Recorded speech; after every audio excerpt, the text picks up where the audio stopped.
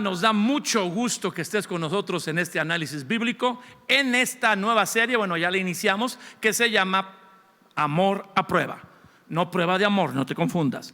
Y hoy tenemos la continuación de una historia que comenzamos realmente iniciando la serie en la sesión pasada, que tú puedes revisar en nuestro canal de YouTube, con Ofir Peña. Bienvenido, Ofir. Gracias por la invitación, pastor. Y el Gracias. Doctorísimo de los dichos, dichólogo oficial aquí de Trigo y Miel, el doctor Anaya. Bienvenido, Sergio. Gracias, un gusto estar con ustedes. Estamos hablando de cuando el amor es puesto a prueba. Y tomando la definición que aprendimos la sesión pasada del pastor Ofir, que el perdón es amar en tiempos adversos. Amar en tiempos adversos.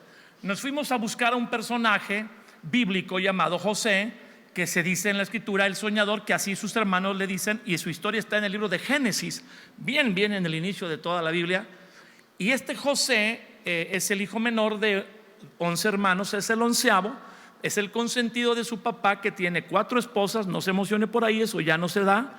Y no ha tenido un hijo con la esposa que realmente él amaba. Se casó luego con Lea y con las siervas, que son sus concubinas, pero realmente él quería casarse con Raquel y tener familia con ella.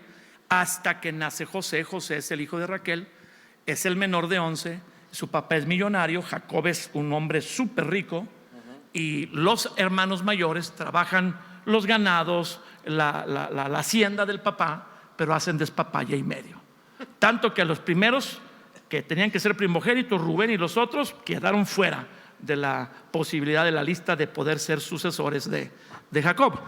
Y entonces José le va a decir a Jacob todos los malos, Era el chismosito. las malas actitudes, lo mal del trabajo de sus hermanos, y se ganó la adversidad.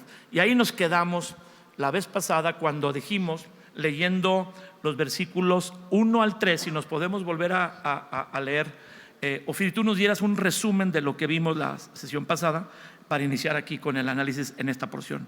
Génesis 45, 1 al 3. No podía ya José contenerse delante de todos los que estaban al lado suyo, y clamó: haced salir de mi presencia a todos. Y no quedó nadie con él al darse a conocer José a sus hermanos. Entonces se dio a llorar a gritos, y oyeron los egipcios, y oyó también la casa de Faraón. Y dijo José a sus hermanos: yo soy José, ¿vive aún mi padre? Y sus hermanos no pudieron responderle, porque estaban turbados delante de él. Pues, como platicamos acerca en el resumen de la parte anterior, José está experimentando el fruto, 1, de contarle sus sueños, 2, de haber sido puesto en un lugar para romper un sistema, Sí. y el ser la piedra que está quebrando todo, ya una estructura construida en una sociedad, en este caso en la familia de ellos, es lo que le ha ganado la antipatía de sus hermanos, y ahora comienza a fraguarse el plan para asesinarle.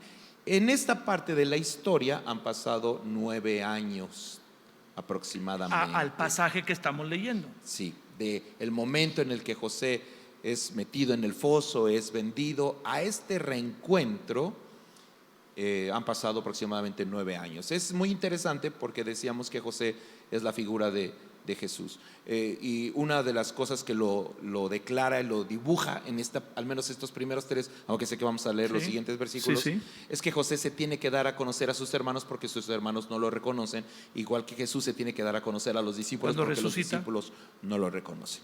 Entonces ahí hay muchas cosas de fondo que ilustran que José es una figura de Cristo que viene al mundo a romper el sistema y se gana la antipatía de todos, fariseos, todo el mundo en su contra, ¿no? Rompiendo el sistema religioso judío. Así es. Y José rompiendo el sistema religioso corruptón de sus hermanos. Así es.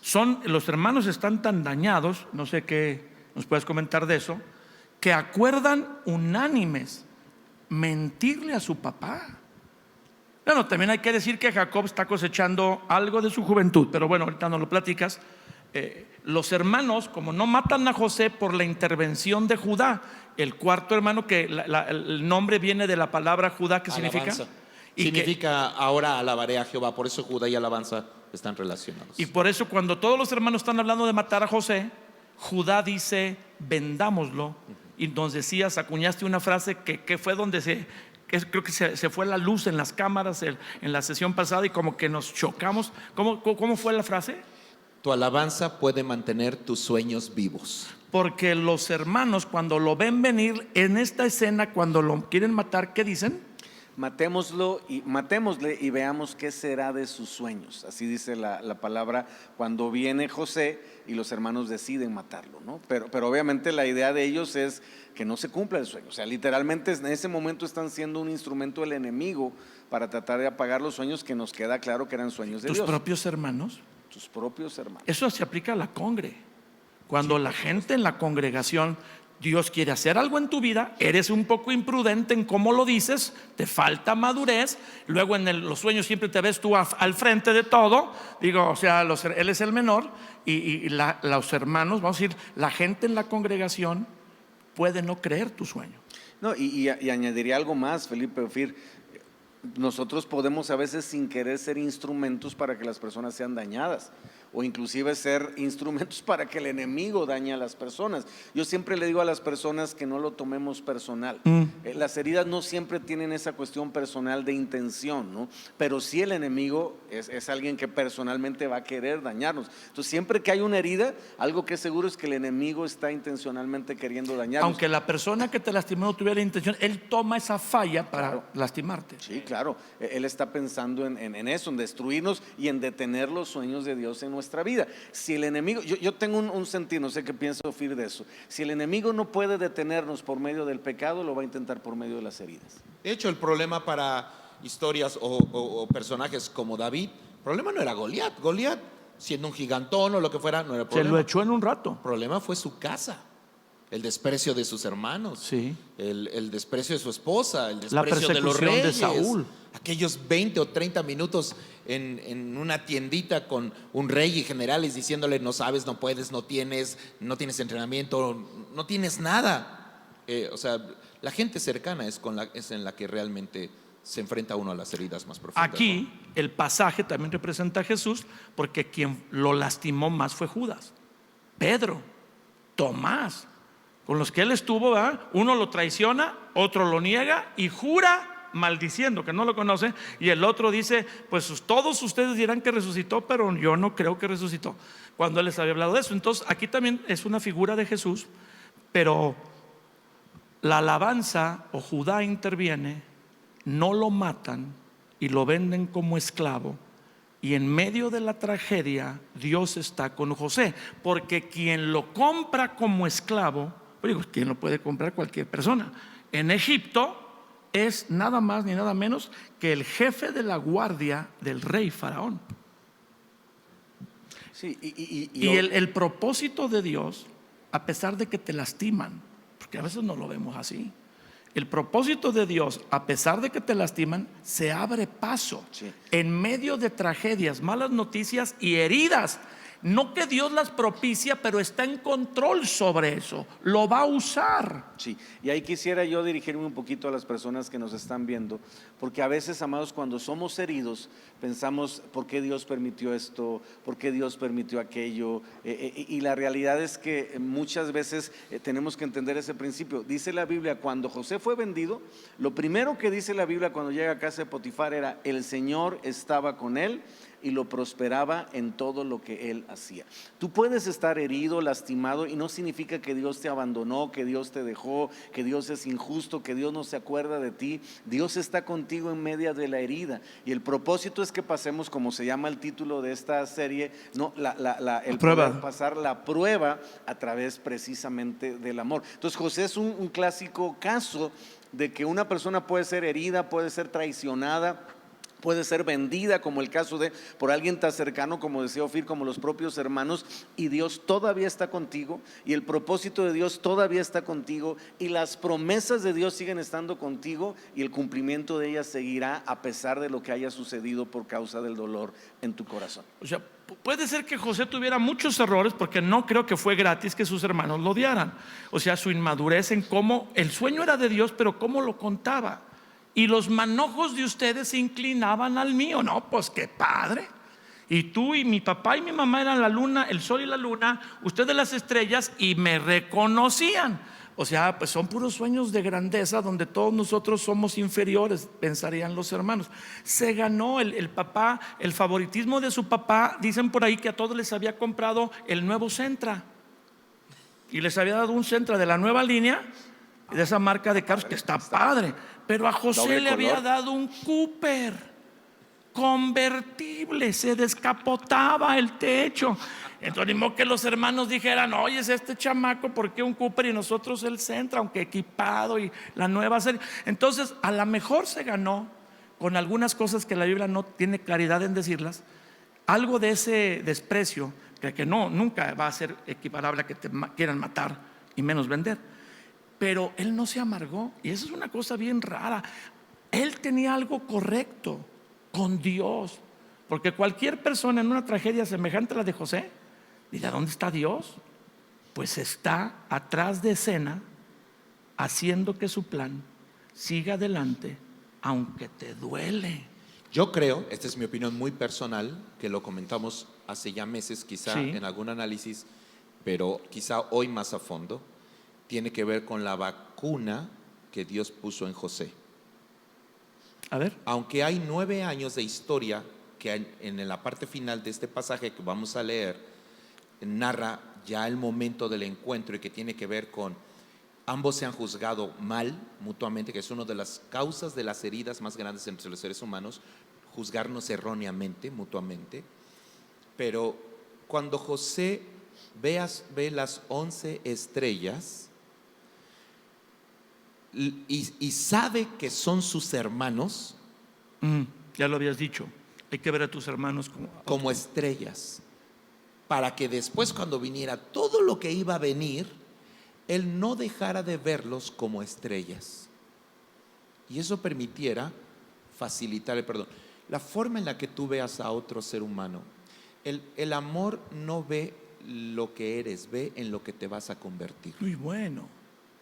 Y basado en eso, José no sabía que ellos iban a convertirse en una nación y en un reino, pero Dios le dijo: a ese Judá, a ese Simeón, a todos esos, velos como estrellas toda tu vida, independientemente de lo que te van a hacer, cosa que él no sabía. Pero cuando Dios nos enseña a vernos con los ojos correctos, nos permite lidiar con las situaciones amargas y desagradables que van a surgir en el camino. Creo que eso fue lo que hizo para que no se amargara. para que no se amargara. Ve a tus hermanos siempre como estrellas. ¿Hubiera José llegado al propósito de Dios sin todas las tragedias que vivió? No. O sea, primero, él no va a llegar a Egipto porque no va a ir de turismo a Egipto, porque está con su papá está pegado a él está pegado a su papá jamás lo dejaría ir tan lejos. Entonces se tiene que haber como una ruptura, algo trágico, para que él vaya a Egipto.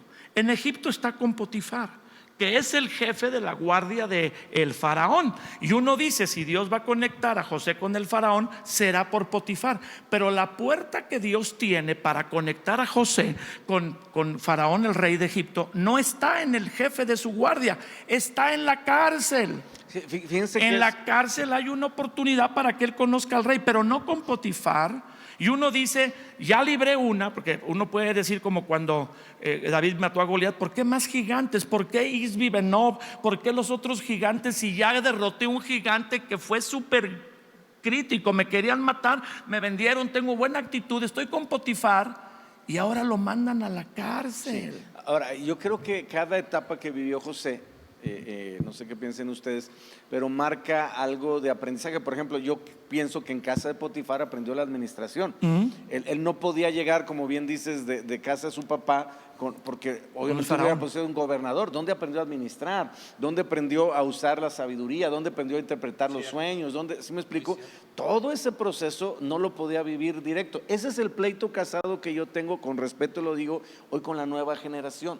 Que la nueva generación ya no quiere pasar por la casa de Potifar, Felipe. Quieren irse directo de gobernadores a Egipto. Y ese proceso de formación de carácter, ese proceso de formación, obviamente todo lo que representa aprendizaje, desarrollo de los dones, de las capacidades, aprender ese equilibrio entre lo que es los dones, la unción y lo que es el carácter y el fruto, es necesario. Y creo que es muy importante, sobre todo para los papás que nos están viendo y oyendo, que entendamos que a veces nuestros hijos necesitan ese tiempo con Potifar, ¿no? Y representa un tiempo que no va a ser sencillo, donde ya no van a ser los consentidos, donde ya no van a ser los juniors, donde ya no van a ser los de ¿qué quieres? ¿No? ¿Dónde está tu mamita? ¿Dónde está tu papito? ¿No? Y ese tiempo, por lo menos en mi experiencia propia y con la gente que yo trabajo, se vuelve literalmente un proceso para que la persona pueda llegar a cumplir sus sueños, como es el deseo de Dios de gobernadores en Egipto. Cuando sus hermanos lo quisieron vender, matar y luego vender, él aprendió humildad. Porque él tuvo que hacerse la pregunta: ¿qué hice para que mis hermanos me odien así? Y él aprendió a bajarle 3 rayitas o 5 rayitas a lo que él era y cómo actuaba.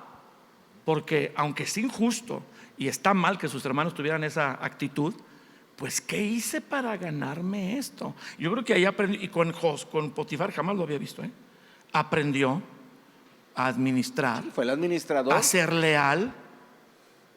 Dice que Potifar lo puso sobre todo, solo le reservó pues su esposa, obviamente. Claro, ¿no? y ahí aprendió, por ejemplo, algo más, que fue huir de la tentación, que es un principio de la palabra. Huyan de la fornicación, está en Corintios. Cualquier otro pecado que el hombre cometa. Pero mucha está fuera gente del no cuerpo. sabe esa historia. A ver, ¿qué pasó? ¿Por qué? Bueno, Yo ya José- conté que lo querían matar y luego lo Lo vendieron. querían matar, lo vendieron, llega a casa de Potifar, empieza como el esclavo más, vamos a decirlo así, nuevo, y se empieza a ganar porque Dios estaba con él, porque era prosperado en todo lo que hacía, porque era diligente, porque era excelente, porque aprendió a lo mejor a lavar los baños como nadie los lavaba, aprendió a lo mejor a limpiar las sillas como nadie las limpiaba, y empezó a hacerse notable. Y entonces Potifar lo empieza a poner sobre más, y el que es fiel en lo poco, Dios lo pone sobre más, y sobre lo más también lo será. Todo el principio espiritual empezó a aplicarlo sin saberlo, porque todavía no existían en la En el escritura, Nuevo Testamento. ¿no? Lo empieza a aplicar y entonces llega a ser el mero de la casa. El gerente. El gerente de general, todos los negocios el de mero Potifar. de los negocios de Potifar, que era el principal en Egipto, un hombre de mucho dinero, y que obviamente estaba casado seguramente después de Faraón con la Una esposa modelo. más guapa, Una porque modelo. lo Brasileña. que más tenía Potifar era los ojos verdes, ¿no? Entonces, imagínense, el Cleopatra quedaba chiquita, ¿no? Comparada con la esposa de Potifar. Y bueno, pues obviamente José, pues me imagino joven, atractivo, tendría alrededor de 20, 24 años más o menos, estaba en edad de merecer, solo, sin familia, con las hormonas saliéndole por las orejas. Pero ¿no? con el favor de Dios. Con el favor de Dios. Entonces un día la mujer, media aburrida porque no tenía mucho que hacer, todos se lo hacían, pues se le ocurrió la brillante idea de: me quiero acostar con este muchacho, Es mi esclavo. es mi esclavo, va a hacer lo que yo le digo. Y así dice la Biblia, no le dijo: oye, ¿a qué hora sales por el pan? Le dijo: acuéstate conmigo. Y Porque creo que no era- está Potifar. Sí. Y no creo que era para arrullarla ni nada por el estilo, ¿no? Ahí es donde dicen que muchos le hacía honor al apellido, pero es otra historia. Al punto al que voy es que Potifar. Doña es- Poti. Poti. No te ya le equivoques. cayó la revelación a Ophir. Es Doña Poti, eso se lo enseña Sergio. El punto al que voy es que José le dio unas palabras muy sabias. Le dijo: ¿cómo habría yo de pecar contra Dios Contra mi y amo. contra mi amo, que me ha puesto por todo? Y no me ha reservado No nada. me ha reservado nada, solo tú, que eres su doñita. Bueno, esa es la versión Reina Jarocha. Pero bueno, el chiste es que huye y deja ahí su manto. O sea, en ese forcejeo de acuéstate conmigo, la doña Poti lo jalonea porque Sí, ya. la ropa de José se empezó a desnudar o lo desnudó. Lo encueró, como diríamos Ay, coloquialmente. Jesucristo, líbranos, Señor. Ay, jole. Y el José dijo: patitas, ¿para qué las quiero? Y se peló. Entonces ahí aprendió a huir. Un montón De de la cristianos tentación. dirían: pues la carne es débil. Sí, no, y sin papás. Y si que la te señora está supervisen, muy y atractiva. joven, y obviamente en una edad así bastante activa, y todo lo que podamos decir, no hay nadie que te supervise, pues no tienes papás, no tienes que dar cuentas a nadie, aparentemente, solo a Dios. Hay algo muy interesante, todavía no existía la ley. ¿Cómo sabía José que acostarse con una mujer era adulterio? No existía. Lo aprendió de su papá. A lo que voy es que ahí aprendió eso, pero le faltaba la mayor prueba, y la mayor prueba de su vida la tuvo cuando llegó a casa, que es el tema que nos corresponde, a casa de Faraón. Y te está saltando él- la cárcel, Sergio. Bueno, espérame. Todavía no lo mandas a la cárcel. Nos va a dar tiempo de ver la cárcel y luego ver... Nomás menciónalo. Bueno, va a dar a la cárcel. Lo meten injustamente a la cárcel, para los que no lo sepan. José hace algo bueno, huye de la fornicación. Y la señora inventa una mentira. La señora inventa que la violó, ¿no? Y aquí está la prueba, usó la ropa que él dejó ahí, o sea, lo mismo que él usó para huir, el enemigo lo usó para tratar de exponerlo. Potifar algo sabía. Yo estoy seguro que Sí. Potifar no la compró entera, porque Potifar lo pudo haber matado. Y a la señora también. Y seamos sinceros, cualquier esposo que tiene esclavos y se entera que uno de sus esclavos violó a su esposa, y aparte el cuate era de la guardia, Era general, era militar. yo estoy seguro que Potifar no le creyó a doña Poti. Ahí se lo fusilan. Pero bueno, eso ya Fusílenselo y luego averiguan, decía Pancho Villa. Exactamente, entonces por eso lo mandó a la cárcel. Lo manda Lo a la libró, cárcel, lo libró. libra y obviamente dice para allá, no, entre que nadie vio, nadie supo, pero injustamente les llevado a la cárcel por hacer Como absolutamente todos los que nada. están en la cárcel, el 90% está ahí por algo que no hizo. Eso dicen, eso dicen. No, pero aquí sí es en serio. José sí no había hecho nada, ¿no? Y llega a la cárcel. Ahora, llega a la cárcel, Ofir, tú lo sabes, Felipe también, y en esa época no existían sentencias. Tú estás ahí hasta que al faraón se le da la regalada gana sacarte. Y si Faraón nunca se acordó de ti, tú te quedas en la cárcel hasta que te pudres. Se iba a podrir en la cárcel. No había una expectativa como sucede, ¿no? En 2 años salgo, o si me porto bien, me dan libertad condicional. No existía eso. Tú estabas en la cárcel sin sentencia hasta que un día el rey se le fuera el sueño. Vamos a hacer un alto para que participe un poco Ofir, Sergio. Sí, perdóname. amigo. No. Digo, luego va a decir la gente va a decir, pues Ofir, más ¿Para qué le sonreía. invitan si nada más sonreía. No, Perdón, me callo. Pues le está yendo de mal en peor. O sea, eso es una cosa muy fuerte. Tus hermanos te quieren vender. Tú haces el bien, te quieren matar y te venden. Tú haces el bien y la señora y el señor yo creo que sí, él le dijo, Señor, yo nunca me hubiera atrevido a tocar a su esposa. Ella fue la que me vino acá a insinuar. Pero dice, bueno, pues ni modo que deje a mi esposa en mal, lo mete a la cárcel. En la cárcel él sirve al encargado de la cárcel. Lo olvidan porque él hace favores a políticos en la cárcel. Era una cárcel pues de todo, ahí estaban los políticos también. Lo olvidan y parece que el sueño no nomás está lejos, está muerto. Él está encarcelado, pero a lo mejor el sueño está muerto. Y yo, big surprise, ese es un dicho nuevo acá, que no lo ha dicho Sergio. Ahí estaba la puerta a su destino. En la cárcel, ¿quién va a pensar que te está yendo mal? Y en el último pozo, Dios tiene un plan.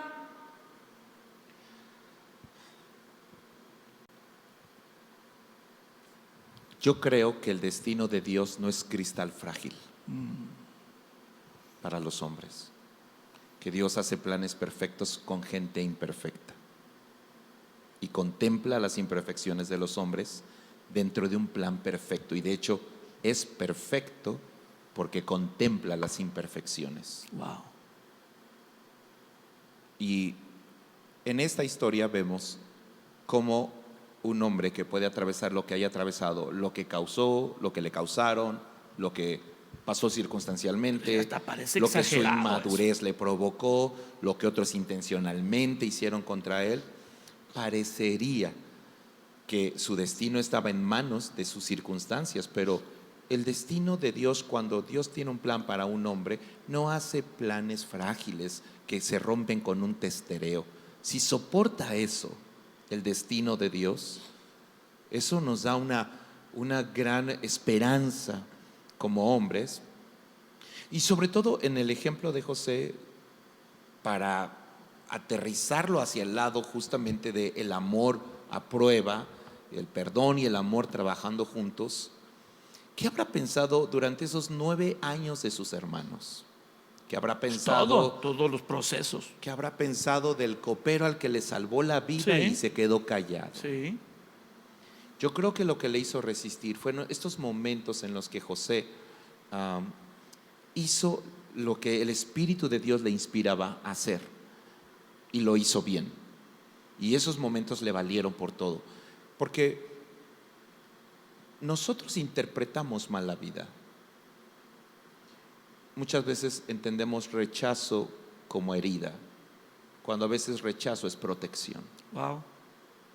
Yo he descubierto a lo largo de mi experiencia personal, pero usando el ejemplo de José, que en realidad el rechazo de uno, de otro y de otro lo estaban empujando, alejando de sus hermanos y acercando hacia Faraón. Sí. La gente que a veces te desprecia y te rechaza, en realidad Dios te está protegiendo de ellos.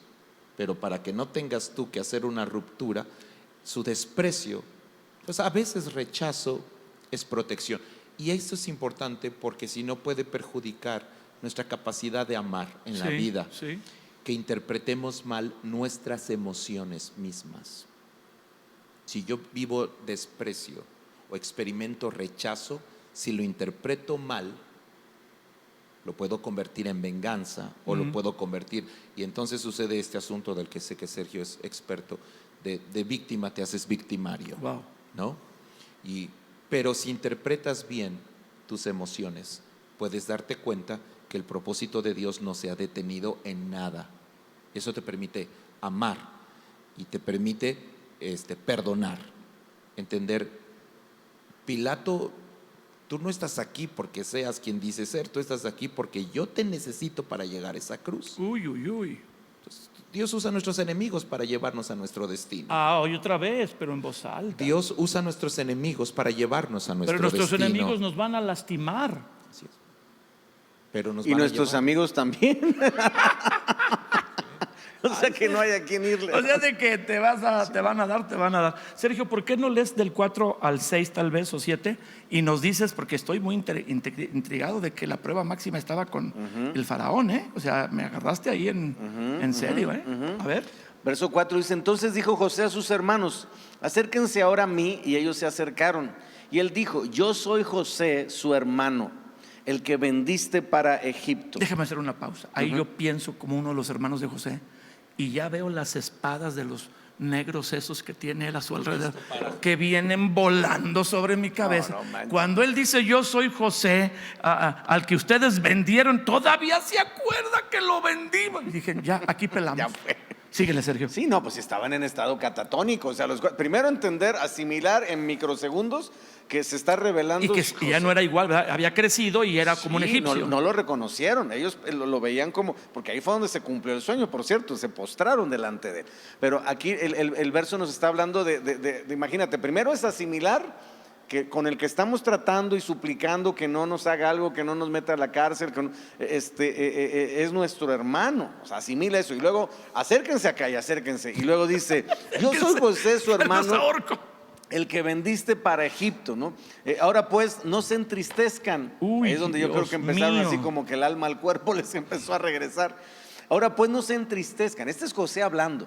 Ay, Señor. Ni les pese de haberme vendido acá, porque para preservación de vida me envió Dios delante de ustedes. Pues ya ha habido 2 años de hambre en medio de la tierra, y aún quedan 5 años en los cuales ni habrá arada ni siega, y Dios me envió delante de ustedes para preservarles posteridad sobre la tierra. Hasta el 8. Y para darles vida por medio de gran liberación. Así pues, no me enviaron aquí ustedes, sino Dios, que me ha puesto por padre de Faraón y por señor de toda su casa y por gobernador en toda la tierra de Egipto. Ahí Y no- ahí le entregamos un doctorado Sí. al José. Ahí no puedo resistirme para decir, denle un aplauso al Señor. No. No, está en otro nivel este cuate, mano. Este cuate está en otro Solo nivel. Jesús, más que eso. Porque normalmente las heridas lo que hacen es distorsionan la realidad de Dios y de nosotros. Y este hombre muestra su sanidad en que no tuvo una distorsión de Dios ni de él mismo. Él entiende perfectamente por qué lo hizo Dios, para qué lo hizo Dios y para quién lo hizo Dios. O sea, lo que les está diciendo a ellos: ustedes van a ser los beneficiados de todo mi proceso, porque Dios me va a usar a mí para preservar la vida a ustedes. No te pases, o sea, ahí, ¿qué le contestas? ¿Cómo lo que decías al principio, ¿no? Ascuas de fuego amontona sobre la cabeza, porque ¿qué respuesta pueden darle estos hombres a José después del entendimiento que él tiene de lo que sucedió? Y se nota el proceso en las dos expresiones. Su primera expresión es me vendieron, pero su expresión, o sea, él sale a casa de Potifar vendido con esto: me vendieron. Por 9 años tiene ese sentimiento. Sí. Mis hermanos me vendieron, mis Sí. hermanos me vendieron. Pero cuando los ve, ya sé que por eso las películas no deben ser usadas para entender la Biblia. Exacto, primero la Biblia y luego la película. Dice que hace este comentario, que significa que lo pensó en la fisiología de ellos.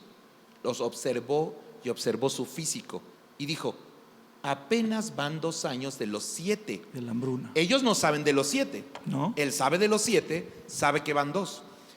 Y cuando los ve, tiene que haberlos visto en una condición que ya el hambre les ha afectado físicamente, porque ya para hacer todo lo que hicieron, que el padre los mandara con lo poco que quedaban, que llegaran a rogar directamente a Faraón, significa que el hambre ya ha hecho estragos físicamente en ellos. Los observa y su mente dice: estos cuates no aguantan 2 meses más con esta hambre. Y entonces su mundo cambia por completo. Lo que él pensó: me vendieron, ahora se da cuenta. Por eso interpretar nuestras emociones correctamente es tan importante. El me vendieron, 9 años después se convirtió en un Dios me mandó. Dios me envió delante de ustedes. Entonces, yo tenía que pasar por esto. Esta no es una onda que tenga que ver con ustedes. Era una onda que tenía que ver con: voy a salvar a una nación, ¿no? Ahí les va. Nosotros queremos, antes de perdonar, tener todo el entendimiento y la revelación del por qué.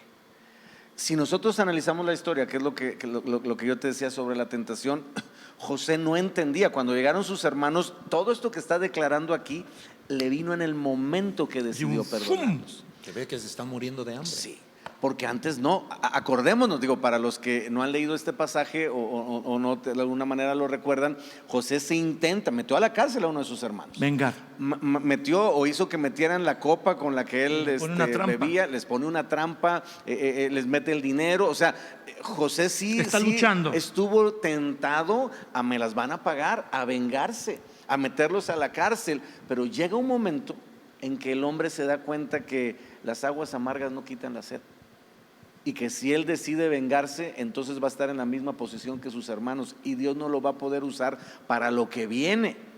Y entonces cuando él decide perdonar, todavía sin entender lo que sucede o el por qué sucede, yo estoy seguro, Felipe Ofir, que ahí le vino el entendimiento, y por eso declara lo que está declarando. Porque si él hubiera entendido esto, no hubiera hecho todo lo que había hecho antes. Entonces, muchos de nosotros estamos esperando: a ver, Señor, muéstrame por qué me pasó esto, muéstrame por qué me pasó aquello, muéstrame por qué permitiste esto.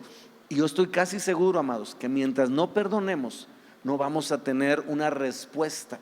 Pero muchas veces, no siempre, porque Dios es soberano, en el momento que nosotros perdonamos y vemos el fruto, el resultado, el efecto en las personas que soltamos, porque la falta de perdón es una atadura espiritual, en ese momento es muy probable que Dios nos pueda mostrar cuál fue el propósito de esa situación y la libertad que Él nos está dando a través del perdón. Yo diría que tenemos que hacer las conclusiones de 1 minuto, y uno de nosotros hacer una oración por vivir este tema.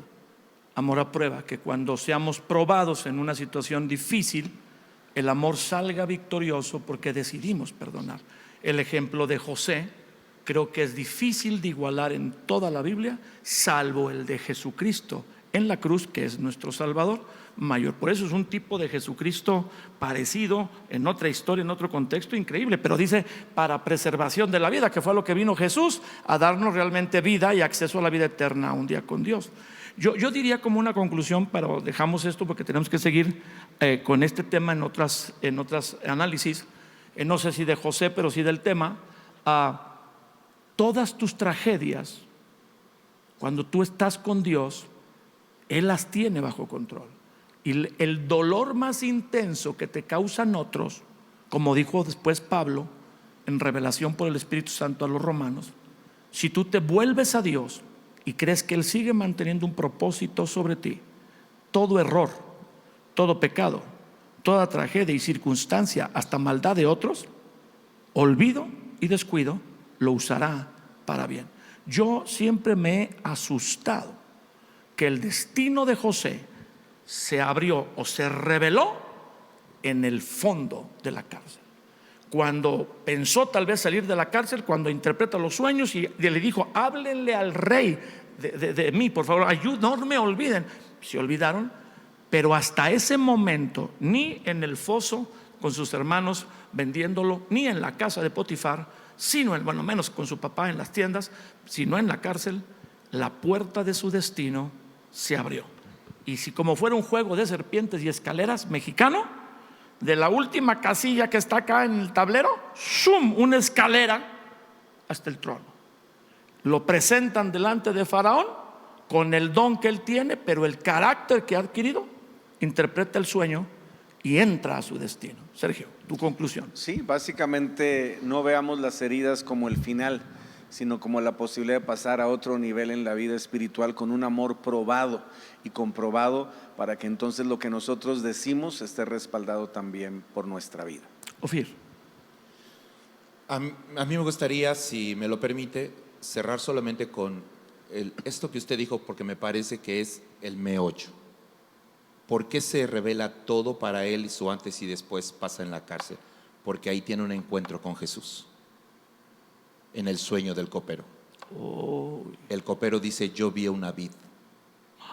Y Juan 15 dice: yo soy la vid. Ay, Jesús. Yo vi una vid, la vi pequeña, la vi crecer, la vi colgada y vi cómo las uvas se exprimían y del jugo de uva se colocaba en una copa. Y entonces José dice: los 3 sarmientos 3 días son, la muerte y la resurrección de Jesús. Al tercer día tu lugar te será devuelto, tu trabajo. José estaba viendo a Cristo, nacimiento, crecimiento, a Jesús colgado, suspendido entre el cielo y la tierra, derramando su sangre como las uvas exprimidas, para que nosotros con su resurrección recuperáramos nuestro lugar perdido ante Dios. Por eso creo que tiene razón. Ahí fue su encuentro. Si te encuentras con Cristo, tus sueños van a cumplirse. No se congeló la imagen, me quedé petrificado. Increíble. ¿Cómo lo suelta al final? ¿Cómo lo suelta al final? Y luego ya no quiere hacer más programas, ya se va. Otras 3 semanas, ¿qué te cuesta? Va a sonar Ya esclavito. te vas en marzo a tu En vez de casa. un invitado, te vas en marzo. Si me traen a mí, ya sí, Pues Sergio, dirígenos en una oración. ¿Cómo no? Para que nuestro amor pase la prueba. Vamos a orar, amados. Señor, gracias porque nos has mostrado que la verdadera prueba del amor es el perdón. Queremos realmente vivirlo. Sabemos que no se puede en nuestras propias fuerzas, por eso venimos a ti, Señor, a la fuente del amor perfecto, a la fuente del amor divino, el amor ágape, el amor de Dios, el amor que todo lo puede, el amor que todo lo soporta, el amor que cubre multitud de fallas, de faltas, de errores y aún, Señor, de pecados. Así que reconocemos, Señor, nuestra limitación como personas, como seres humanos, que no tenemos la capacidad en nuestra naturaleza ni en nuestra estructura de hacerlo. Por eso venimos a ti, que eres fuente de agua viva, Señor. Tú eres esa vid, Señor, como dice la palabra, que si permanecemos en ti, Señor, entonces podremos dar mucho fruto. Ayúdanos a dar fruto de amor, Sí, Padre. pero también a través del perdón, que sea una manifestación de un amor verdadero y probado, Señor, para que nuestras relaciones personales no estén basadas en las circunstancias, mucho menos en las emociones, Señor, sino en la obra poderosa que tú hiciste por nosotros en la cruz del Calvario. Te lo pedimos en Cristo Jesús. Amén. Amén. Bueno, pues tenemos casi 60 programas hechos de análisis bíblico y coloque este entre los primeros y mejores 5. La palabra de Dios siempre es bendición, pero hoy el cielo se cayó aquí en este análisis bíblico. Vamos a lo que sigue y por favor, corre la voz. ¿Cómo es posible que no te alimentes recibiendo una palabra como la que hemos estado, Dios nos ha estado dando? Vamos adelante a lo que sigue y te esperamos en el próximo análisis. Gracias, muchachos. Gracias, Sergio. Gracias, Ofir. Las barbas presentes, la unción también.